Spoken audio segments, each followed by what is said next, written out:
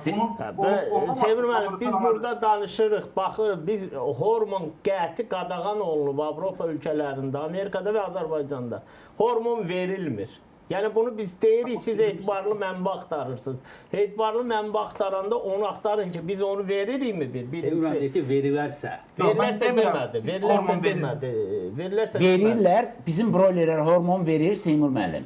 Məndə belə məlumat yoxdur. Mən hormon verildikdə toyuq ətində qalması ilə bağlı danışıram. Verildikdə. İndi mən də deyirəm ki, toyuğa qızıldan tac qoyulduqda. Heç kim aparıb qoymur axı o tacı. Biz fakt nə yeyir, nə içir ondan danışaq. Qarğıdalı yeyir, deyir, nə bilim, soya yeyir. Qarğıdalı, soya, simişka yağı və digər mineral qatqılardır da, əsasən yem qatqılardır. Yəni, başqa nə verilir ki, bu sintetik nədir? Sintetik nə verilir? Deyir, antibiotik qala bilər. Antibiotik nə vaxt verilə bilər? Əgər o quş xəstələnərsə, o da ildə bir dəfə o xəstəlik keçirdərsə, 7 günündən 14 gündə onu verilə bilər. Amma o quş o sağlamlıq nöqteyi nəzərindən. Bizdə xəstələnəndə antibiotik qəbul etmirik. Biz eləyirik, amma deyir, quşdan getmir. Quş da canlıdırsa da 7 günündə 14 gün onun bədənində qalır bu. 14 gün. 14 gün müddətində bu qalıq çıxır. Mövzunun əvvəlində də dedim, Elçin mənim sualına cavab verin. Bizim problemimiz bilirsən nədir Sevir müəllim? Mən tam səmimi deyim. Sevir müəllim, bizim problemimiz bilirsiniz nədir Elçin müəllim? Əsasən, keçən dəfə də bizim bir biologiya elmləri doktoru, professorumuz var idi. Həm o cümlədən Zakir müəllim, hörmətli doktorumuz da bunu dedi və digər indi bu da etibarlı mənbə deyəndə yəqin ki, əlindəki olan saytlardan onu oxuyub və digər.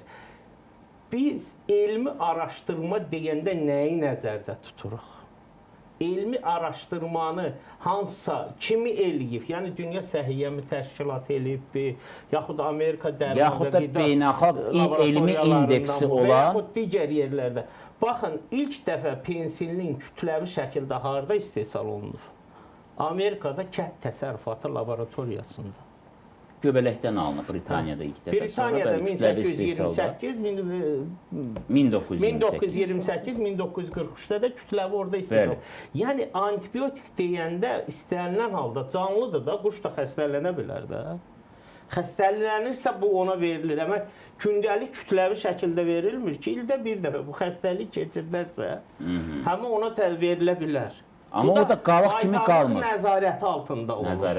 Baytarlıq nəzarəti altında olur. Və yaxud dedik, doktor da dedi, Qida Təhlükəsizliyi Agentliyi tərəfindən laborator analizdən sonra o satışa çıxır.